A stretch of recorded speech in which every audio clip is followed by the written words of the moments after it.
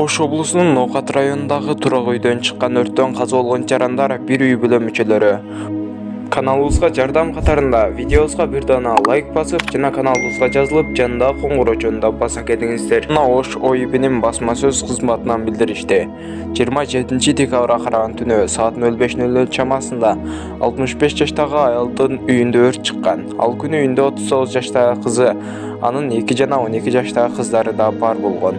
Чыккан өрттөн улам 4 тең каза болуп калган. Учурда бул факты кылмыштардын бирдиктүү реестерине катталып, териштирүү иштери башталды деп билдирди басма сөз катчы. Ал эми Ноокат районунун Көкжар айылынын айыл өкмөтүнө байланышканыбызда буларды билдиришти. 65 жаштагы эже мешке от жагып туруп, оозун жаппай жатып алган. Чок килемге түшүп өрт тутанган. Ал күнү үйдө 5 адам болгон. Азыр эженин оğlu кызы ооруканада. Абалы оор, жандандыруу бөлүмүндө жатат.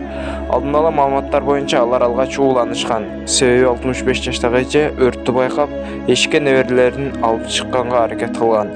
Бирок ал дагы түтүнгө ууланып чыгылган. Мархумдун 2 кызы жакында эле Орусиядан келишкен деп билдирди айыл өкмөттөн. Президенттин басма сөз катчысы Эрбол Султанбаев Адаха Мадумаровдун Ысык көл мейманканасы тууралуу жасаган кайрылуусуна жооп берди. Мадумаров мырза буга чейин өзүнүн мамлекеттик, саясий жана коомдук ишмердүүлүгү учурунда Ысык көл мейманканасын калыбына келтирүү зарылдыгы жөнүндө коомчулук алдында кандайдыр бир билдирүү жасаганы эсибизде жок. Мейманкана Бишкектин аймагындагы жергиликтүү маанидеги тарыхый жана маданий эстеликтер тизмесинен чыгарылган. Анткени имарат көп жылдар бою колдонулбай, эскилиги жетип жараксыз абалга келген.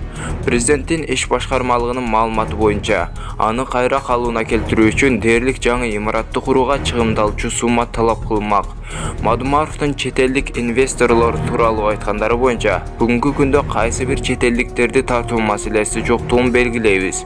Аталган саясатчы ар бир актуалдуу темада ызы чуу жаратууга аракет кылып жаткандай таасир калтырат, дейт Эрбол Султанбаев. Бүтүн Кыргызстан партиясынын лидери Адаха Мадумаров Бишкектин четиндеги Ысык көл мейманканасын бузулуп жатканына байланыштуу кайрылуу жасаган. Анда саясатчы мейманкананы бузуу, ал жайгашкан жерге жана Кытай инвесторлору катышкан долбоорго байланыштуу болушу мүмкүндүгүн айткан.